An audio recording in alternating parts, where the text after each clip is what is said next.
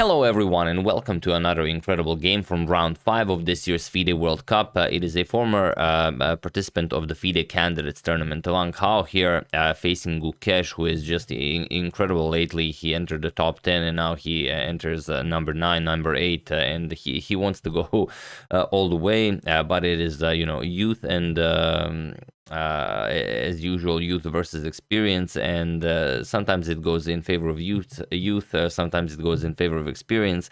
Let's see what happened in this one, as it's a pretty exciting game. The Sicilian Defense, of course, always enjoyable to watch.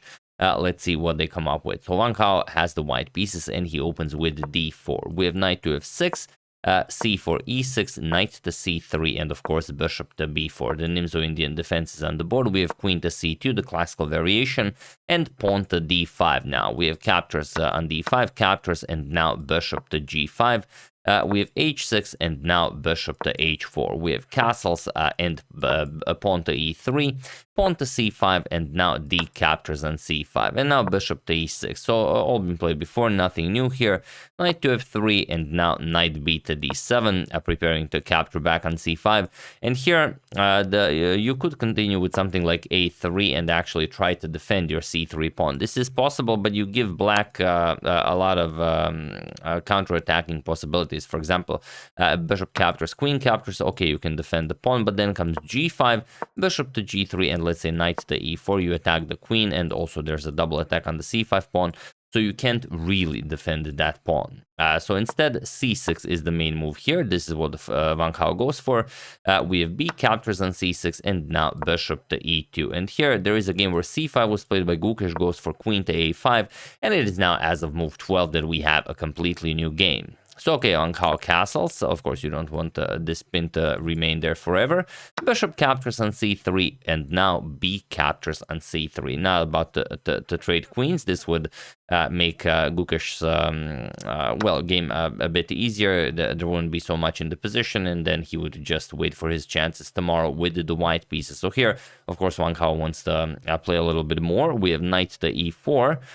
And rook f to c1. You have to defend your c3 pawn. We have pawn to c5 now. Gukesh controlling a lot of very important squares here. And pawn to c4, trying to undermine the knight on e4. We have rook 8 to b8, and now knight to e1. The idea being probably capturing on d5, and then after bishop captures, kicking away the knight from e4 with f3. This would kick away the knight and also minimize the power of the bishop on this very new d4 square. So that's the idea. We have queen to a3, and now c captures on d5, bishop captures, and queen to d3. Here, Wang Hao offers a queen trade, and Gukesh accepts. Queen captures on d3, bishop captures, and pawn to g5 now. Now, before moving the bishop, he eliminates the knight. Bishop captures on e4, bishop captures, and bishop to g3 comes with tempo. The rook is hanging, so rook to b7, and pawn to f3 now. We have bishop back to g6, and now rook to d1. We have rook to c8, now preparing to start pushing the passed c pawn, because the material is equal. It's even bishop and knight versus a bishop and knight, of course, both players having a rook pair, but it's bishops of opposite color. So the main thing you realize in the position is that it is only Gukesh that has a passed pawn. So pawn to e4, and Gukesh starts pushing his pawn. We have pawn to c4, knight to c2, and of course pawn to c3. He already has a rook behind the passed pawn, so that works well for him. And now comes rook to d6. You could also continue with knight to e3. It would control a lot of squares from here, and then decide where to go from there. But he goes for rook to d6 first. And this fights against Gukesh's plan of going pawn to f5, because he really wants to play pawn to f5 to free up the bishop. Once e4 was played, this bishop is pretty much out of the game, so he has to prepare it. Knight to f8, this defends the bishop, and now he will play, sorry about that, pawn to f5. So rook to c1, putting the rook behind, or in this case in front of the passed pawn, and now pawn to f5.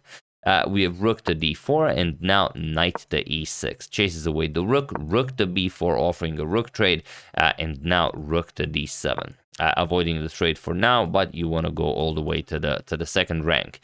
So knight to e3, and now we have f captures on e4, f captures, and rook to d3, attacking the knight here on e3, and here bishop to f2 was played, and this is where Van Gaal's problems really start. What you have to do here is just cut your losses with rook to c4, and then okay, now you are threatening to capture the rook on c8. If the rook moves, you can also just capture on c3 and defend your knight this way. So a trade here will happen, captures, captures. You give up the e4 pawn, and then you go for something like knight e5. You attack the rook. After the rook moves, you'll play rook captures on c3, and you have to give up the g2 and a2 pawn, and a1 pawn. And after rook captures on g2, check, king f1, rook captures on a2. Okay, you're down 2 pawns, but maybe you can still save this somehow. So this is the absolute best way to play, unfortunately, for Van Gaal. However, bishop to f2 was played, and now look at this. Knight to f4, we have rook to c2, and now rook to d2, offering a trade of rooks, which of course you cannot accept. h3, and now knight to d3, now putting pressure on the bishop here as well. And again, only one way to play this.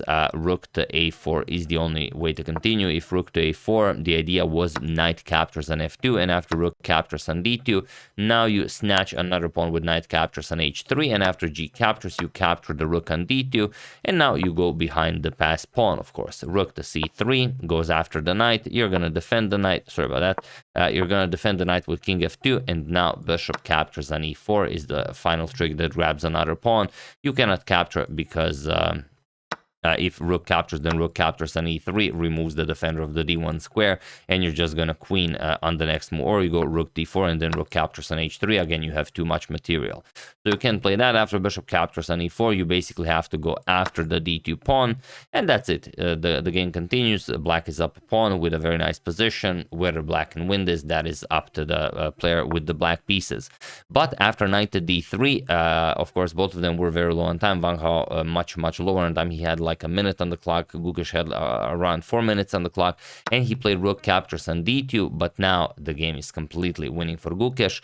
And okay, his next move is forcing c captures on d2, but now there is no more move for white. That's the problem. So he didn't even pose a problem for us to use as a pause the video moment. Rook captures on d2 is just completely lost position, and there's nothing you can do about it. The problem is, how do you fight against rook to c1 check? If you play rook to b1, still just rook to c1 with check. There's nothing you can play here. So rook to d4 was played, but now again rook to c1 with check. And now, of course, if you block with the knight, then the knight no longer controls the queening square. So here king to h2 was played, but now the bishop on f2 hangs. Knight captures on f2 was played, and he was in this position on move 38 that Van Gaal resigned the game, as there is nothing more to be done here. So it was a bad position in time trouble before even reaching time control. The game ended on move 38. You need 2 more moves to reach time control to be granted additional time, and there just wasn't anything Van Gaal could do. Gukesh outplayed him little by little. He just used this very cool line of the Nimzo Indian defense, this queen to a5 being the new move, and okay, you use the pretty standard stuff, the pressure on c3, then you use the pressure on e4, then you push c5, then you bring the rooks in. So very nicely done by him, and Van Gaal couldn't take on all of this pressure. So it will be up to him to bounce back tomorrow with the white pieces, with the black pieces tomorrow. Gukesh will be having the white pieces, which is also not good news for Van Gaal. So here, okay, you resign because you're down too much material. You could play something like rook captures on d2, but now even rook to h1 check. King g3, knight captures on e4 with check. You're down a full piece. And there's just no playing being down a full piece without any at least positional compensation or something. Yeah, very nicely done by Gukesh. Here are the new live ratings. I'm sure you guys are interested in this. So okay, Magnus still in number 1 with 2837, followed by Fabiano Caruana in 2nd, Hikaru in 3rd, Dinglieren still in 4th, although not playing. Alireza Firuza in 5th, Yanni Pomnashi in 6th, and Gukesh now jumps to number 7, overtakes Wesley Sovic, Valentin Anand, and Anish Giri. So absolutely incredible, but now it's going to take a lot of grinding to reach the heights of Yanni Pomnashi, Alireza Firuza, Ding, Nakamura, Caruana, and of course, much later, Magnus Carlsen. And here, for those of you who are interested in all of the results of round 5, these are the results. So, skip it if you don't want your day spoiled. These are the results. Magnus Carlsen defeated Vasily Ivanchuk. Van Gaal lost to Gukesh, as you've just seen. Nijat Abbasov has defeated Salim Saleh. They were the last two playing. It was a drawn position, but Salim Saleh made a terrible blunder, and Abbasov just took advantage of it brilliantly. Vidit drew against Nepo. Caruana drew against Duda. Dominguez defeated Alexis Arana. Grandelius lost to Arjun Erigaisi, and Pragnananda drew his game against Ferenc Berkes. So we'll see what happens in round 2. If I manage, I'm going to try and show at least one more game. If you have a favorite, as usual, do use #suggestion. And yeah, that's pretty much it. I hope you guys enjoyed it. Again, big congratulations to Gukesh for crushing absolutely everyone with such ease, even here with the black pieces. It's just amazing how he does it. We'll see if he can continue this all the way and maybe even qualify for the candidates tournament. So yeah, once again, really hope you enjoyed it. I would like to thank Yoon Young, Emil Ulamec, Nagarjuna Ponugoti, Philip Hoxtenberg, and Srinivas Kashyap for your contribution to my channel. Thank you a lot. I really appreciate it. As usual, you can check 2 of my previous videos here. Thank you for watching, and I will see you soon, continuing the coverage of this brilliant event until it finishes. So thank you all. I will see you soon, and have an excellent rest of your day.